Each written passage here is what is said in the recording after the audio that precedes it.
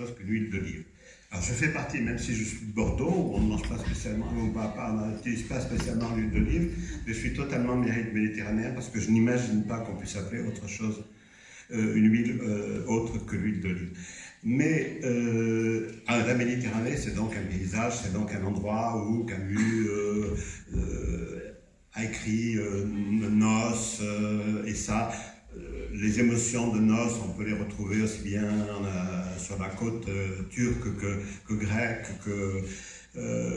qu'italienne ou française. Alors ça, c'est vrai, c'est que Méditerranée, le seul endroit au monde digne d'être, enfin, où j'aurais envie de vivre, en tout cas, où je... Le fait qu'elle est dramatique dans plein de cas, mais elle est aussi l'expérience de vie de beaucoup de personnes et qui se passe parfois quand même de façon très épanouissante. Et moi, mon expérience d'avoir déménagé en Turquie pendant un moment et aujourd'hui d'y retourner très fréquemment pour des séjours suffisamment longs pour que je puisse dire qu'à ma manière, j'habite à Istanbul. À ces cartes du Moyen-Âge. Je ne sais pas si vous connaissez ces cartes. On appelle ces cartes des cartes T en O. C'est la lettre T, la lettre O. Où on a un cercle.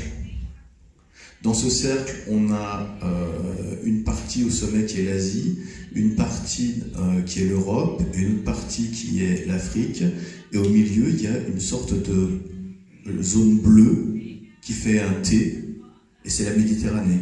Et en fait, c'est à la fois un effet un vide, et à la fois le lien entre toutes ces parties, et c'est en fait le centre du monde. Peut-être que là, la littérature peut avoir un rôle d'inventer un récit identitaire qui soit ouvert et pas malveillant. Et là finalement, on peut avoir nous autres littérateurs, on peut avoir un rôle. Et c'est vrai que personnellement, savoir ce que c'est que d'être français, ça m'intéresse beaucoup. A très lentement gonflé sans qu'elle se réveille.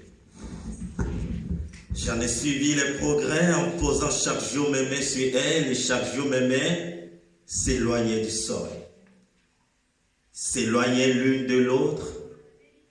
Cela durait, sans qu'elle sorte jamais du sommeil.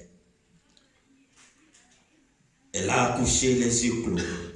Elle m'a donné un enfant qui ne me ressemble pas, que je regarde avec perspicacité et qui me regarde avec tendresse, avec un peu de chagrin et beaucoup d'espoir.